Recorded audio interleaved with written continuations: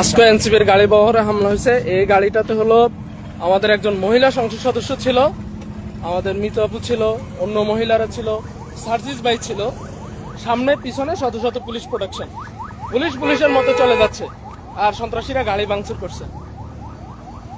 এমনকি পিছনে আমাদের এমপি মহোদয় ডক্টর আতিক মুজাহিদ স্যারের গাড়ি ছিল। তা সংসদের হলো কি স্টিকার লাগানো, এই গাড়িটাতে হামলা করতেছে, যেখানে সংসদ সদস্যরা আসলে নিরাপদ না। দুইজন সংসদ সদস্য এই বহরে, সংসদ সদস্যরা যে জায়গায় নিরাপদ না, সেই জায়গায় আপনার আমার তো কোনো নিরাপত্তার কোশ্চেনে উঠে না।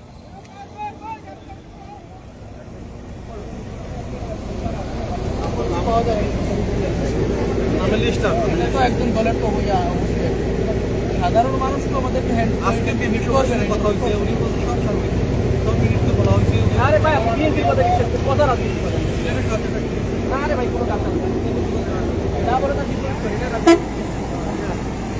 ভাই ওই গাড়িগুলোতে চলে যাচ্ছে। তো এইভাবে আসলে দেশকে যারা অস্থিতিশীল করতেছে আর বসে বসে শান্তির বাণী শোনাচ্ছে, আমার মনে হয় না বেশি দূর এটা কন্টিনিউ করতে পারে। বাকিটা আপনাদের উপর।